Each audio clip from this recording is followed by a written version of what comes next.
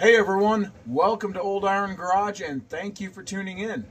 So we're going to pick up right where we left off on the Castor 330 Antivib chainsaw, addressing the fuel system.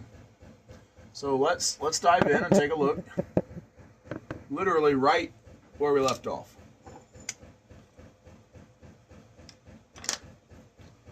So I'm going to need a clean paper towel.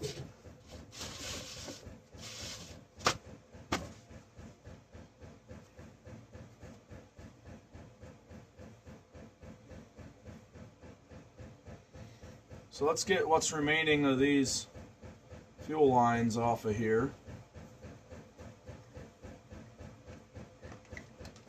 Ooh. So I'm trying to save these old pieces so I know how long to make the new ones.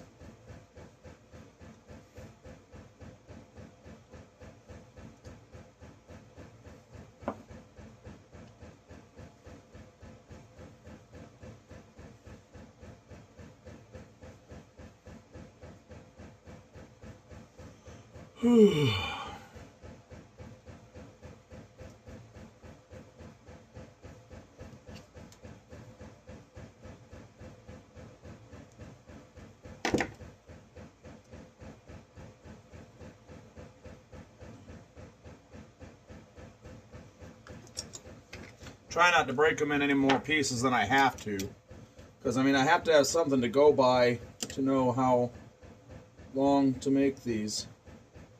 I'm trying to carefully slice this line so it can just kind of pop off of there, but without cutting into the plastic barb. There we go, perfect. Without cutting into the plastic barb that it goes on.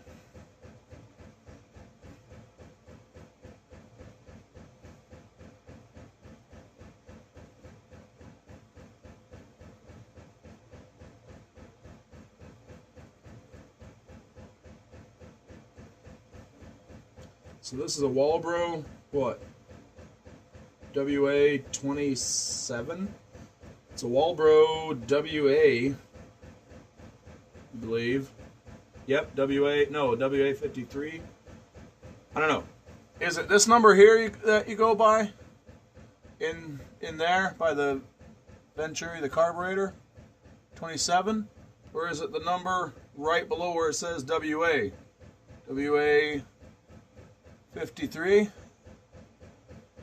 don't think you're going to be able to make that out. Whatever. It says WA 53. I don't know. Anyway, let's just dive into it, and at least the carb's not super dirty on the outside. A little bit of carb cleaner. Actually, you know what? I'm going to spray off the outside right now. Little carb cleaner on the outside, and then that's clean.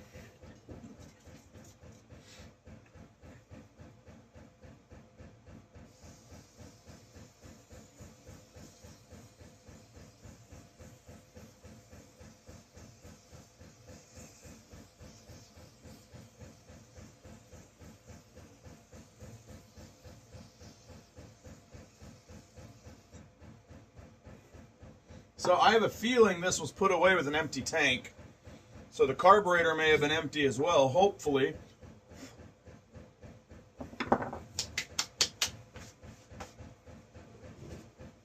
So hopefully this carburetor will be nice on the inside. Whenever I'm working with a carburetor, I like to wipe off my screwdriver when I'm taking it apart or putting it together to make sure it's clean. So I'm not introducing any dirt from the screwdriver. Okay.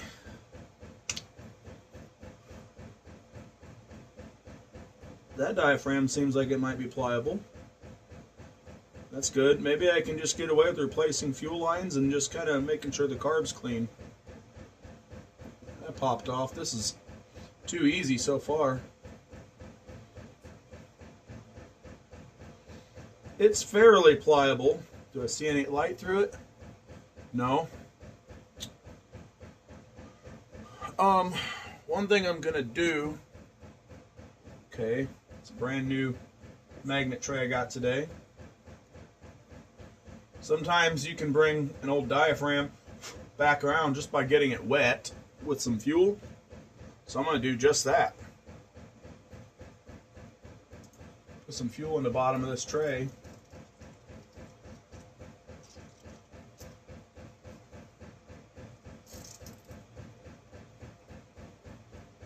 Enough to allow that to soak.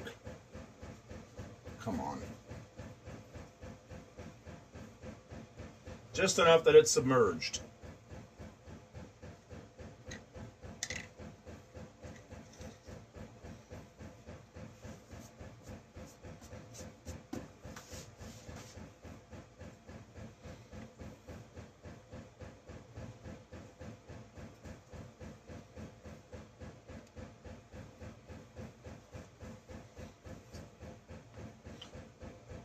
That is about clean as a whistle.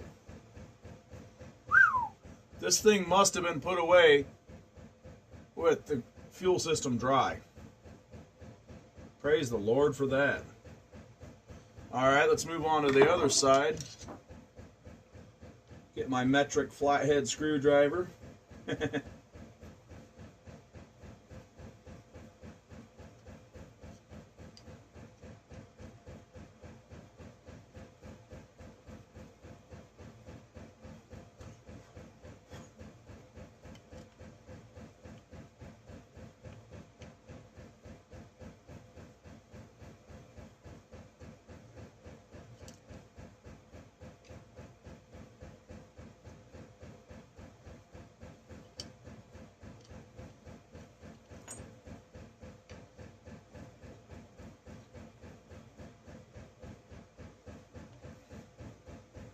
Now, just out of curiosity, this diaphragm is probably good.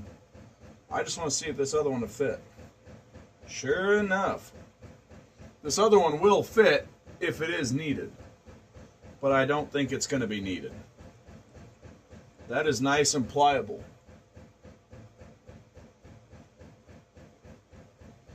Let's see if I can refrain from tearing it.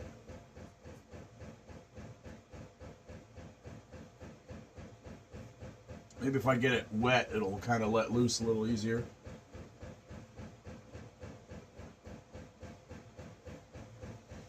I'm going to let that set for just a minute before I try to take it off.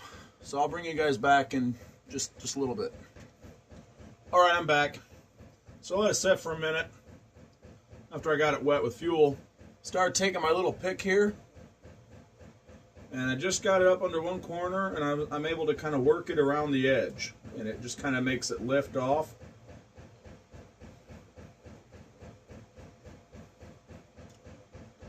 Just going ever so carefully, not trying to force anything.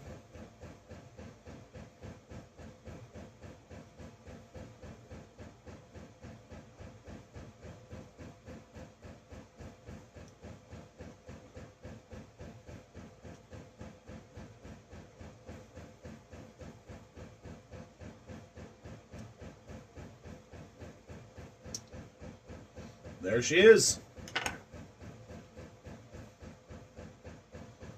That's fairly pliable. I think that would run. Let's do the same thing. Let's let her soak. See if we can rejuvenate it. Rejuvenate it. Completely submerge it. I'm going to open this bottle back up a little so it don't start puking on my bench. These little solvent squirt bottles are pretty awesome. I use them for fuel, 2-cycle fuel, you know, for bottle feeding engines, for bottle feeding carburetors. I'm trying to get something to run or see if something will run. But I also, and I use 2-cycle for both 2-cycle and 4-cycle engines when I'm bottle feeding. The oil is just, you know, it's good for it, lubricates, especially if it's something that's sat forever, brings it back gently. But But I put like oil in there for like engine assembly and all, you know, whatever. So, all right, well, I mean, we're this far, so it'd be kind of dumb not to open it up the rest of the way. Make sure it's clean. I want to make sure my screwdriver's clean though, so I'm not introducing dirt into there that wasn't already in there.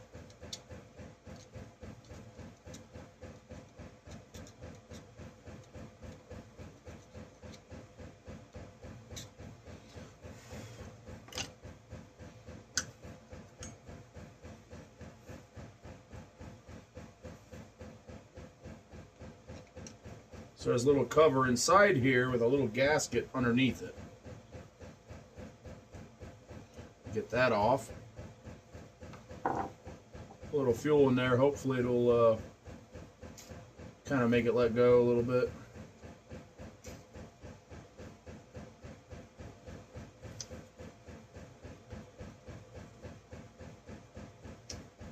There we go.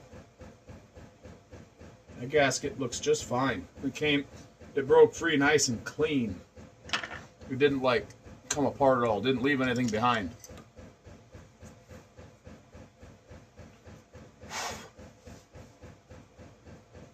Let's take out the needle.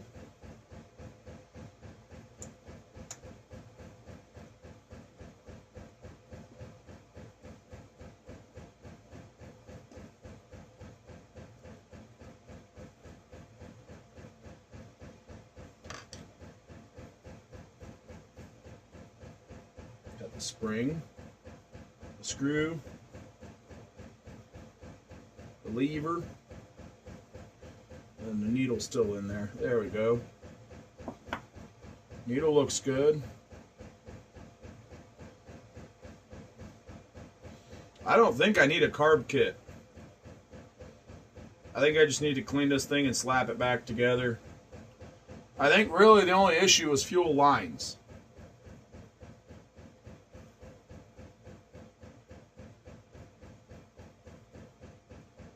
So this carburetor only has one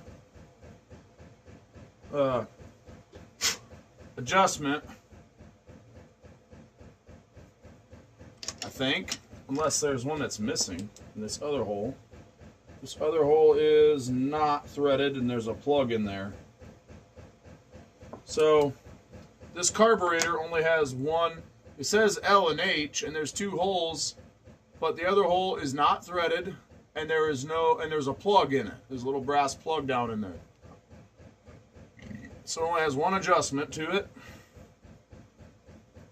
Let's see where it's set before I take it out of the way. So I'm going to turn it in and count the turns going in, so I know when I reinstall it, I go in that many turns, or I go in all the way, and then I back it out that many turns. So 1/2. 1 full turn.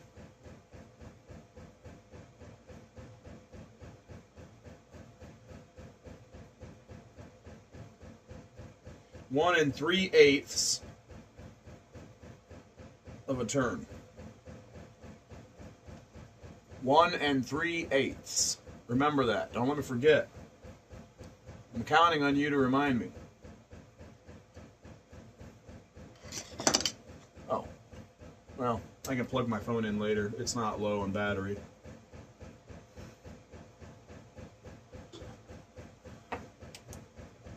Yeah, see, this hole is bigger and it's threaded, and the end is not plugged. Where the other hole is smaller, not threaded, and plugged. Okay, so I'm not losing my mind. All right, well, I'm gonna go hit this with some carb cleaner, all the holes and everything, and then a good rinse, and I will be back. All right, I'm back. So, blew out all the holes. Everything looks good. Everything's clear. So, there's just a little piece of debris there I missed. All right. Tastes funny. Alright, first thing I'm going to put in is this mixture screw. Before I forget how many turns I need to back it back out. 1 3/8. Once it's all the way in and touching, I need to back it out 1 3/8 turn.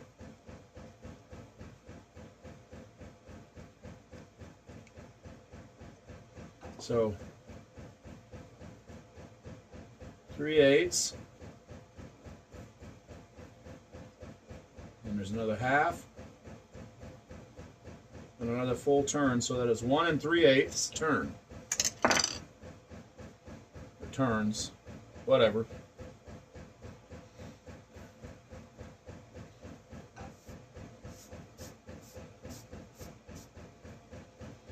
All right. Now I'm going to put the needle back in.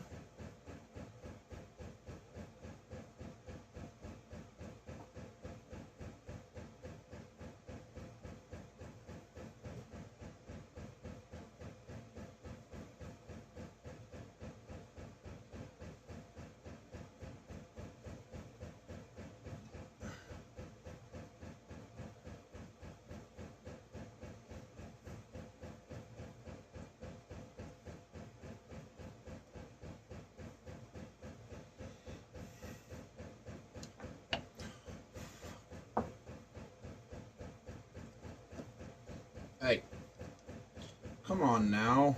That's the bad thing about a magnetic tip screwdriver. Sometimes it picks up the hardware when you don't want it to.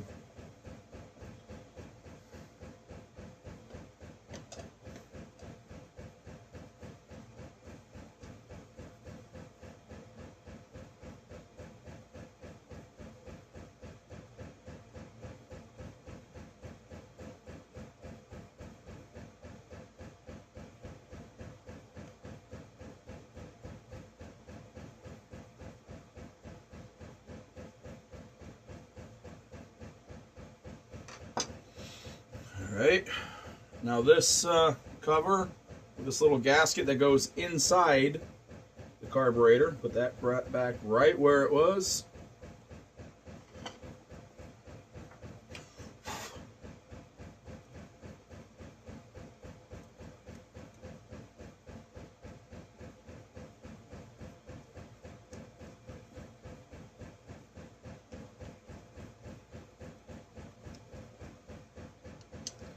Let's give her just a little more, make sure it's sealing good. Alright, now let's see how this diaphragm's doing after soaking.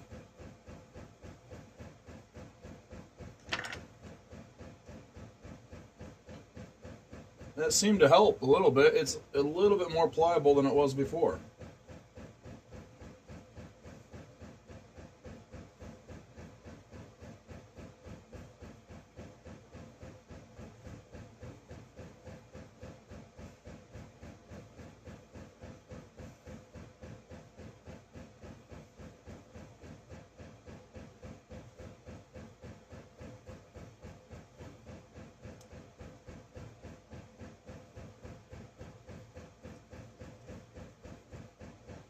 Get these screws started.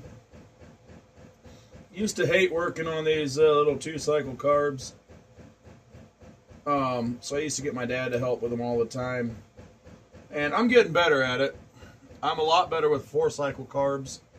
But I'm getting better at it. Or bigger 2-cycle carbs for like a dirt bike or something, snowmobile. Stuff like that.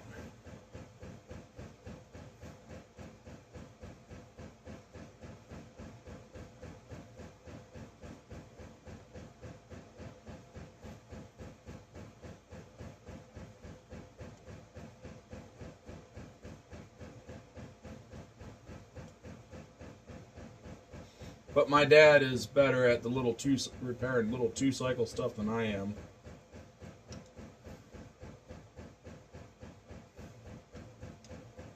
He's had a lot more experience with it.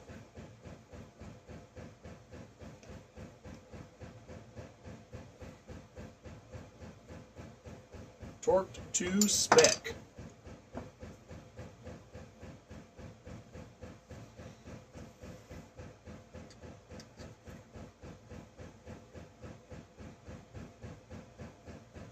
See how this one came out. Oh yeah, that's better than it was.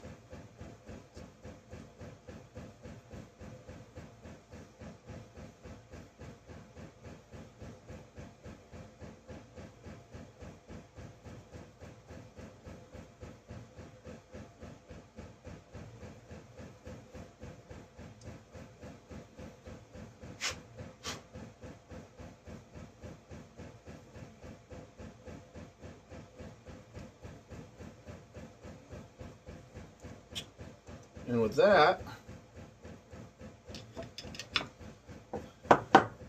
this carburetor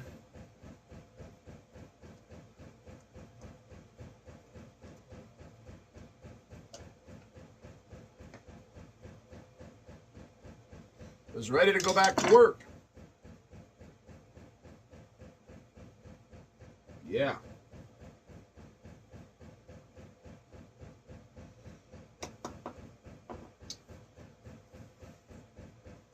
I'm going to put this fuel here. I'm just going to add this to my bowl of cleaning fluid. Because I definitely don't want to put it back in that bottle and feed it to an engine. Definitely not. There wasn't much in it, but I'm not going to lose any sleep over losing that little amount of fuel. Alright. I'm really not looking forward to messing with fuel lines. There's one other little thing I have to figure out. And maybe somebody can tell me. I'm hoping I'll have it figured out before, you know, before this video is uploaded. Let me bring you down here and show you what I'm talking about. So, I noticed, let me get my pick here, right here. There's a nipple here.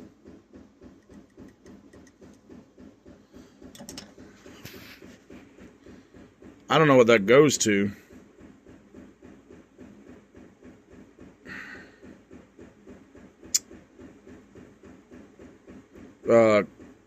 Is that the pulse from the crankcase? I'm not sure, because like it sure looked to me like the two lines going to the carburetor both went to the fuel tank, as if like they're a feed and return line. But where does this go to? If you know, drop a comment, help a guy out. Thank you. Alright, so I did some digging around online to see what line goes to that nipple. As far as I can tell, nothing. I'm not finding much information on it. There was, that nipple appears to be brass. I'm going to take a closer look at that, take a little sandpaper to it. And it's all dark and tarnished, so it doesn't appear like any line's been on it in a long time, if ever. And there was no remnant of a broken line on it. And all the other lines in the saw, I know where they go to. There's nothing else that a line could go to connect it to that. So I guess it's supposed to just be open? I have no idea. Like I said, if you know, please let me know. That'd be awesome. Alright, so the next step is going to be cleanup. I want to clean everything while it's apart, and then I guess start measuring out based off of my remnants of broken line that I pieced together to figure out what pieces go with what other pieces. I'm going to start measuring out and cutting fuel line, which I have. I put it back there. I did order, thankfully. I didn't have any particular saw in mind for this, but just because I knew I was going to need some at some point. I ordered some fuel line, some 2-cycle fuel line. It was a set of 4 different size lines, 5-foot sections of each, and I'm going to be ordering more of that as well. By the way, if you guys know where to get, here we are, this OEM type black rubber fuel line instead of that clear crap, what's it called, Tygon or something, please let a guy know. I'd like to be able to buy small spools of this stuff in the various different sizes that are common, so I have this stuff on hand and can use this stuff.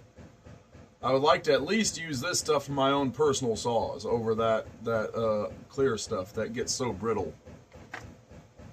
Anyways, yeah, if you know where I can get that for a reasonable price, in bulk, or at least small spools of it, let a guy know. Thank you. Anyway, I'm going to get to cleaning this up. Not looking forward to it, but it's got to be done. So, alright, I will bring you back after all the parts are clean. One thing I forgot to do before going to clean is I want to take this muffler off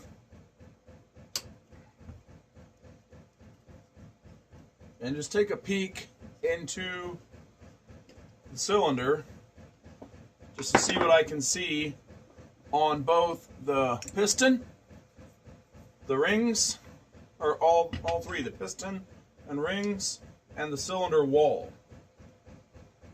I'll be able to see the near side, or the exhaust port side, of the piston and rings, and the far side of the cylinder wall.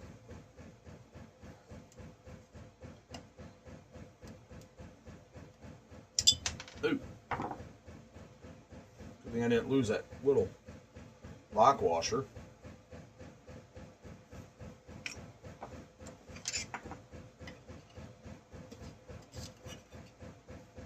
So we still have the spark arrestor in here. There's a baffle that's tack welded in.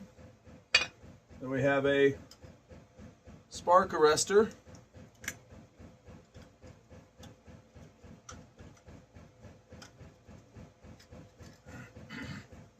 That's on a baffle. For my own personal saws, sometimes certain models I do like to remove the spark arrestors and sometimes even modify the baffles and even the exit of the muffler. Kind of free it up a bit. And in my opinion, it makes it sound better. But that's just my opinion. But this one I'm going to leave just as it is.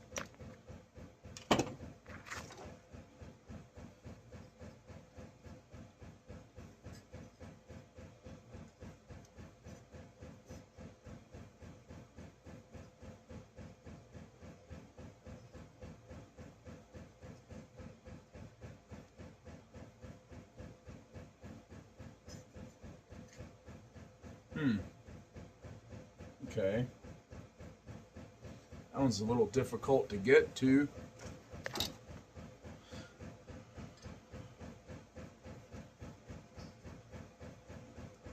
There we go.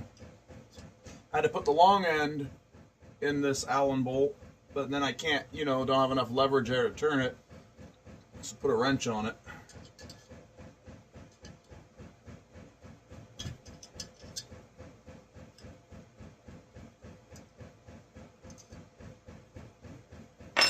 Might be the same story with this one. Nope, I can get that in there.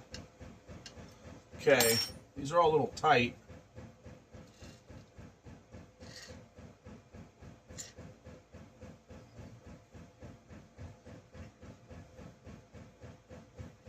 Hey, get back here.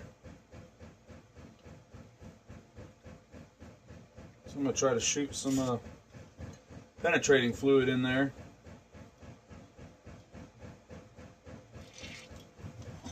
If and I can.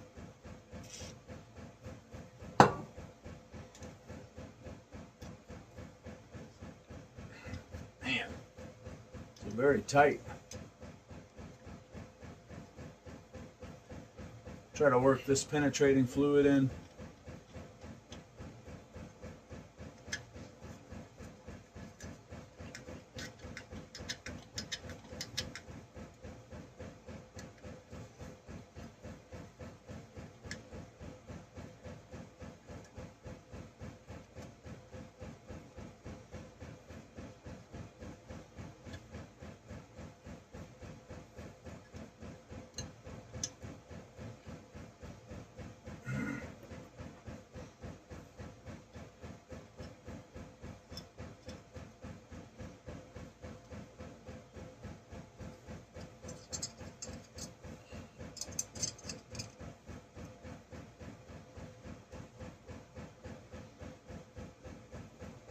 That's very concerning.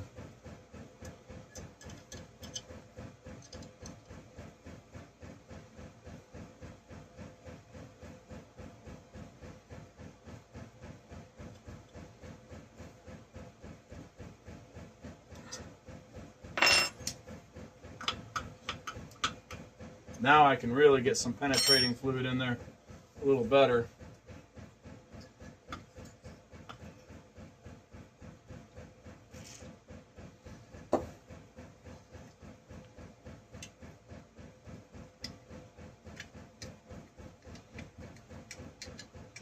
Try to work it in.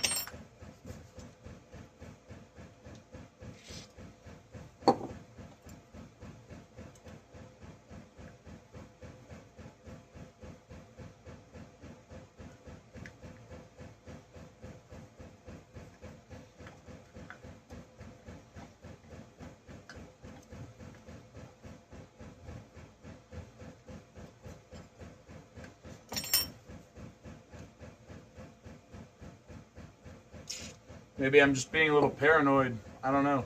Hey, you know what? I'm going to get this carburetor elsewhere where I know it'll stay clean. That one's loose. I'm going to go ahead and take that one out further, so I can move this muffler up a little more.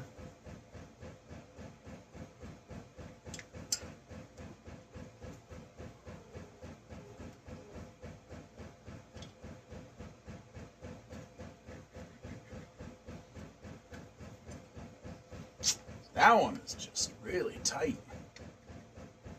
Like, it's going, but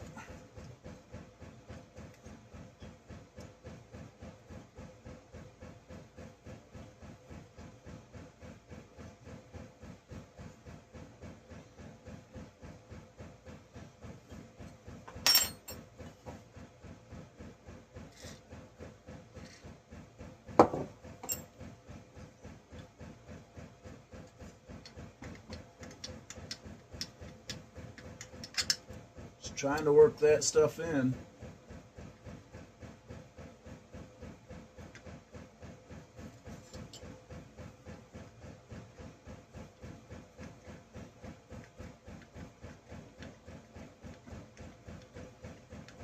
Fortunately, this one that's really tight is everything goes on the floor here, I swear. Fortunately, the one that's really tight is not on either side of the exhaust port. It's offset to away from the exhaust port, more or less to keep the muffler from rattling. The ones on the sides of the exhaust port, where the exhaust port's between them, those ones are fine.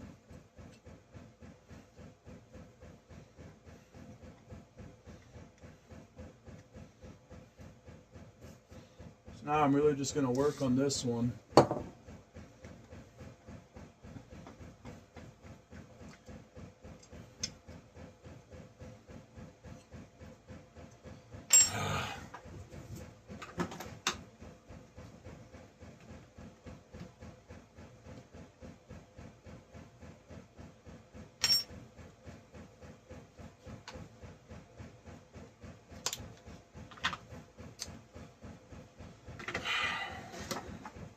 It's not freeing up fast enough by hand, so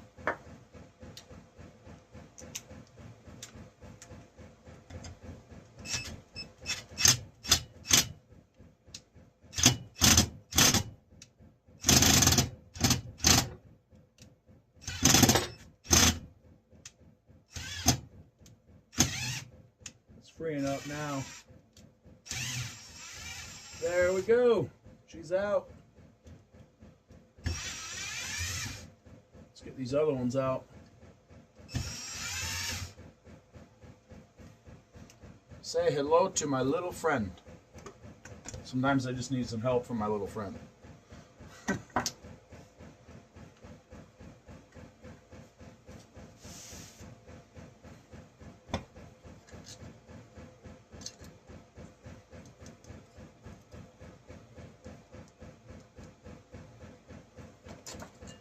Looks like steel. Feels like plastic. Well, it looks like it's some kind of fiber. On the edge, it looks like some kind of fibrous washer. Never seen anything quite like that. That's strange. Keep all the muffler bits together. Hey. Back in there.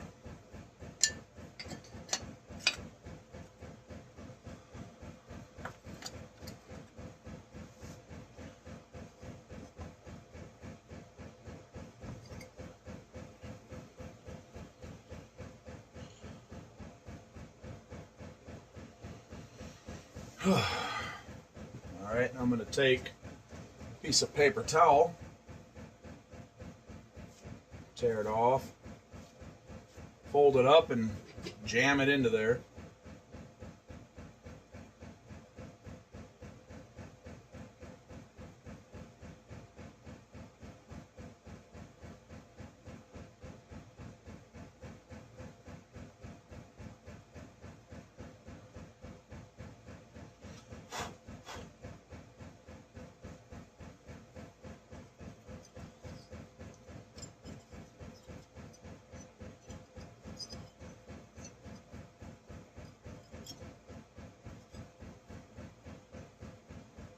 Just push it into there the best I can.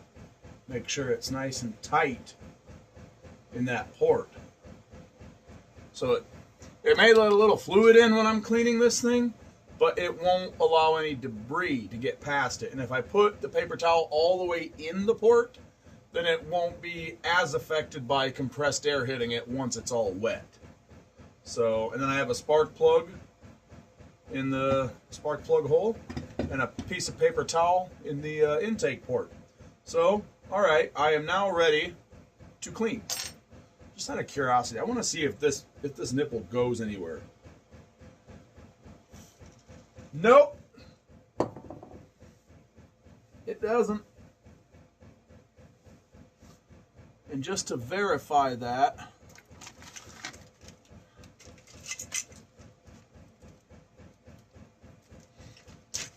now this won't guarantee that there's not like a 90-degree bend in it, but I'm going to poke something down in there.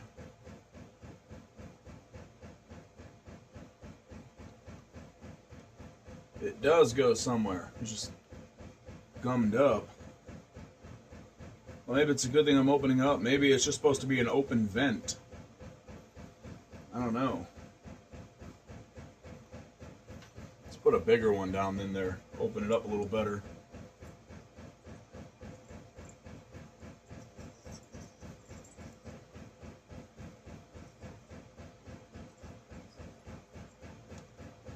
It is definitely gummed up.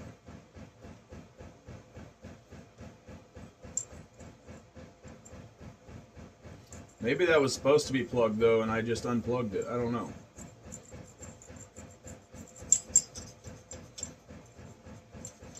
I'm gonna do a little more research. If that's supposed to be plugged up, I'll cap it off with something. I mean, who the heck just puts a nipple that goes into the inside, a port that goes to the inside of the engine, and then that nipple goes to nothing? Who does that even? It's frustrating.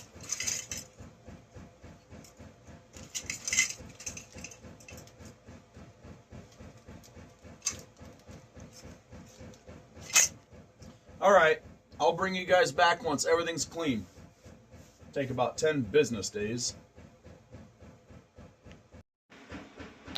I'm back.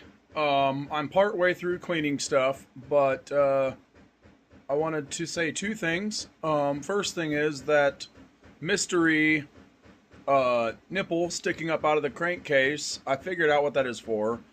I feel kind of dumb now. I forgot about the second line that's going in or out of the oil bar and chain oil tank. So unlike most chainsaws I'm used to working on, this does not have a pump.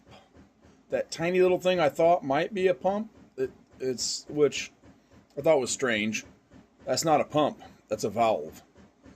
The crankcase supplies pressure or a pulse or whatever you want to call it through that other line. That other line's not coming out of the tank, it's going into the tank. That puts pressure into the tank, and then when you pull the trigger, you open the throttle, that also opens that valve. So that allows bar and chain oil to go up the other line out of the tank through that valve and to the bar and chain. So anyways, that mystery solved. I know what that port is now. And I'm actually glad that I opened that up now because, it was plugged. So, and then the other thing is I'm going to call it a night. And I'd like to be able to upload this video before I go to bed. Or first thing in the morning, one or the other. So, I am going to cut the video here. And, yeah, that's going to be a wrap for this video. So I hope you enjoyed this video. If you did, please give it a thumbs up so I know. And drop a comment. Let me know your thoughts. And if you have not already subscribed, please hit that subscribe button if you like the kind of content that you see on this channel. And I will see you in the next one. Later. Oh, also, Happy New Year.